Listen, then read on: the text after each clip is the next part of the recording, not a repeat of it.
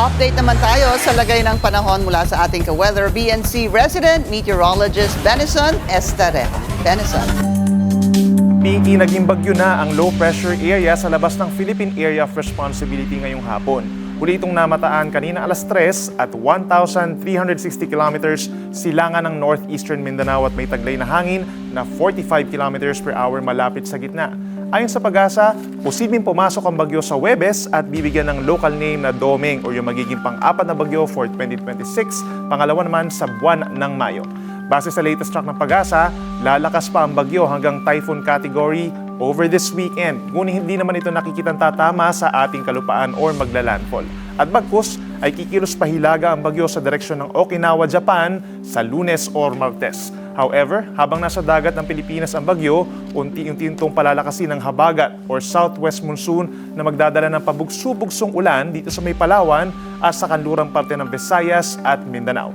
Antabayanan lamang po ang updates tungkol sa track at magiging epekto ng bagyong ito.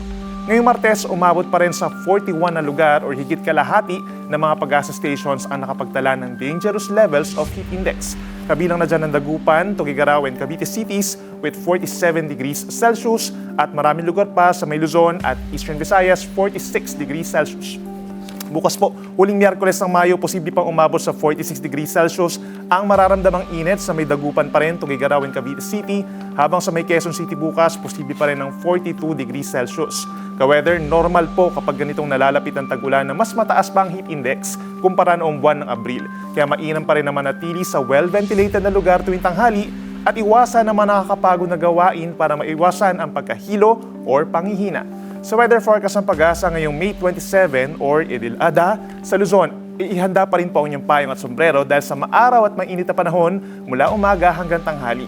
Habang pagsabit po ng hapon at gabi, may aasahan muli ng mga pag-ulan at localized thunderstorms, lalo na po dito sa may Ilocos Region, sa may Cordillera Administrative Region, dito rin sa may Nueva Vizcaya, Zambales, Bataan, down to Cavite and Mindoro provinces.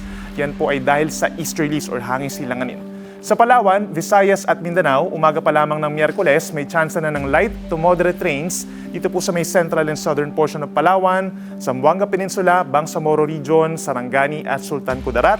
Dahil po yan sa southwest wind flow o yung malahabagat na hangin galing po dito sa may kanluran at sa trough or buntot ng tropical depression.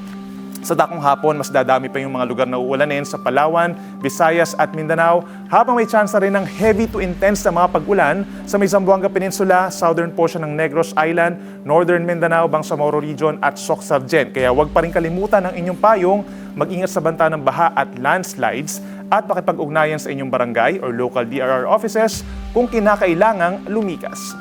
Ka-weather, nalalapit na ang wet season or tag-ulan sa Pilipinas. Pero paano nga ba ito dinedeklara ng Pag-asa? Ayon sa ahensya, kailangan makamit ang criteria sa ulan at criteria sa hangin sa higit 50% ng monitoring stations ng Pag-asa sa Luzon at Visayas kabilang ang Metro Manila. Una, kailangan may maobserbahan na 25 mm na ulan sa loob ng 5 magkakasunod na araw. Katumbas ito ng 2 katamtamang timba ng tubig sa kada 1 square meter na area for 5 days. At ikalawa, kailangan manggaling ang hangin sa kanluran o mula sa Indochina at West Philippine Sea. Sa mga nakalipas na taon, naglaro sa second half of May at first half of June ang pagsisimula ng tag-ulan sa bansa at ngayong 2026, posible itong ideklara sa susunod na linggo o sa mga unang araw ng Hunyo.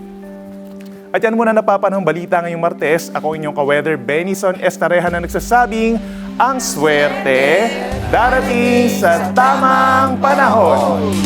Mag-follow sa aming mga social media accounts at mag-subscribe sa aming YouTube channel para sa pinakahuli at eksklusibong mga balita.